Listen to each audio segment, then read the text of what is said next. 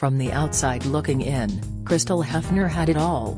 A Beverly Hills chateau, a multi-millionaire husband, expensive cars, designer clothes and a lifestyle that many Hollywood wives envied.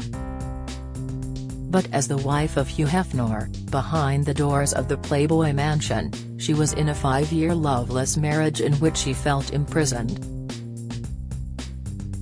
Now, 6 years after the world's most famous Lothario's death from sepsis at 91, the model has lifted the lid on life with Hef in her new book, revealing a story steeped in coercion, control and the pursuit of her freedom. In Only Say Good Things, Surviving Playboy and Finding Myself, Crystal destroys any notion that she enjoyed a fairy tale life, painting instead a picture of a disturbing nightmare. From stringent curfews to Hefner's stockpile of Viagra and the painkiller Percocet, her memoir delves into the shadowy recesses of their relationship, laying bare the power he held over his infamous funnies.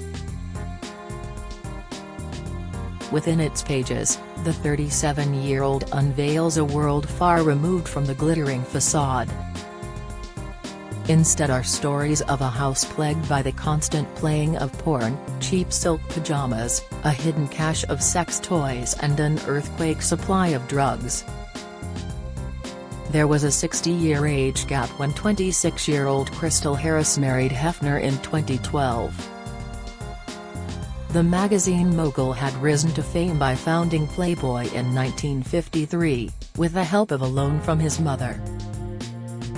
He kicked off his nude crusade with Marilyn Monroe as the centerfold, using an image of her from a now infamous naked calendar shoot she had done some 4 years earlier. That first issue sold out within weeks and so began a magazine empire the likes of which the publishing world had never seen before.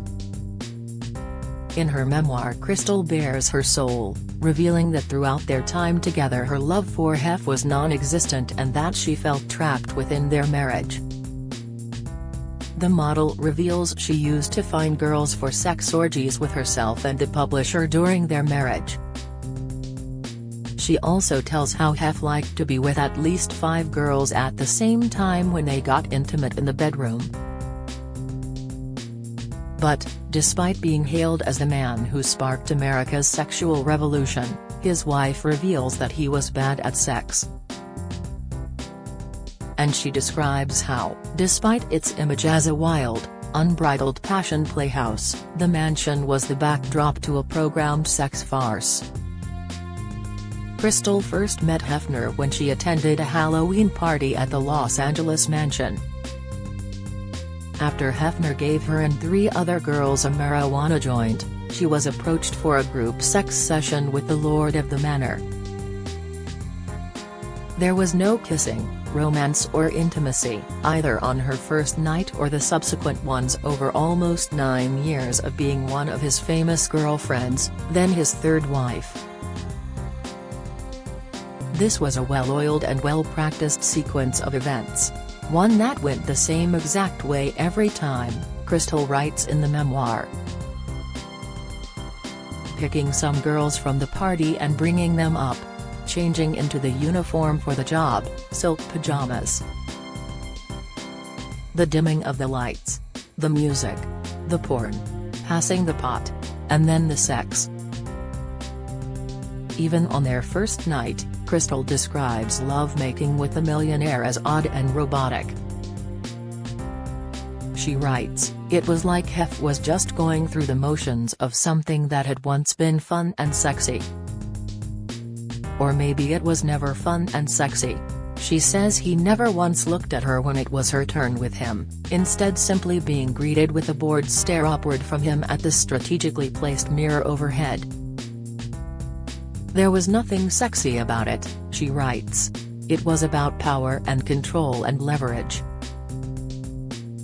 It was a performance. I was auditioning for a part. Crystal claims Hef was an opiate addict who first got hooked on painkillers when he was legitimately prescribed them to treat back pain. She says unscrupulous doctors would happily hand him monthly refills and help him build a backup stash. She tells how as Hef grew older, he would try to keep up his partying ways, with the publisher prepared to give up a limb before he gave up erectile dysfunction drug Viagra. When she was 21, Crystal had submitted a photo to attend the Halloween bash at the Playboy Mansion, where she and Hefner bonded over their interest in psychology, which the mogul had a degree in. Soon after, she was asked to move into the Hollywood home and debuted in Playboy a year later as the magazine's December 2009 Playmate. 3 years later, she and Hefner married on New Year's Eve. But despite being his wife, Crystal really struggled with his controlling and restrictive behavior. She tells in her book how she endured a string of unspoken rules after moving into the mansion. She said that the #1 most important law was always adoring Hefner. A second was a requirement for plastic surgery, which she claimed made the women in the house competitive. Along with getting breast implants, Crystal had a nose job and liposuction. She said, "It was unspoken but also very clear that there was no other option if I wanted to stay." Crystal also rubbishes claims the mansion was akin to a palace. "Over time, I saw that this place doesn't really get cleaned that well, and there's mold," she writes. "It just felt run down and gross after a while." The house, which was bought by billionaire Darren Metropoulos for £80 million, was in such a state of neglect that during routine blood tests in 2016, medical professionals told Crystal that her symptoms resembled those of toxic mold exposure. Crystal reveals, "I not only had Lyme disease but also breast implant illness, and my blood work and symptoms also suggested toxic mold exposure.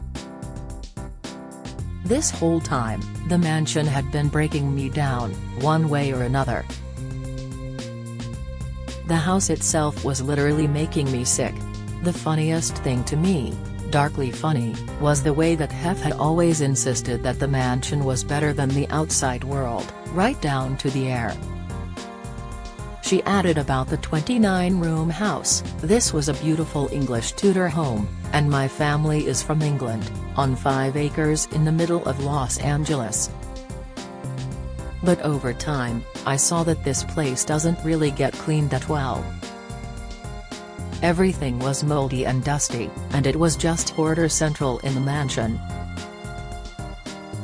She said it wasn't just her or Hefner's home that was neglected, even the animals were. 2 lovebirds caged in his bathroom were, she says, treated so badly that they kept dying and having to be replaced. Eventually, somebody realized the poor animals were dying of thirst because the metal ball in their water dispenser was stuck. Despite Hefner possessing a zoo license which allowed him to keep monkeys, peacocks, toucans and other exotic creatures, Crystal told how all those animals appeared so despondent and melancholic. Crystal's revelations have sparked anger among Hefner's friends, with some accusing her of lying. Former mansion resident Jennifer Saganor, the daughter of Hef's personal physician and best friend, Dr. Mark Saganor, accused her of taking a victim stance. "Take off your bunny ears. Stop promoting a brand and image that you are claiming to be a victim of. It is inconsistent," she blasted. "She chose to be there and chose to go back.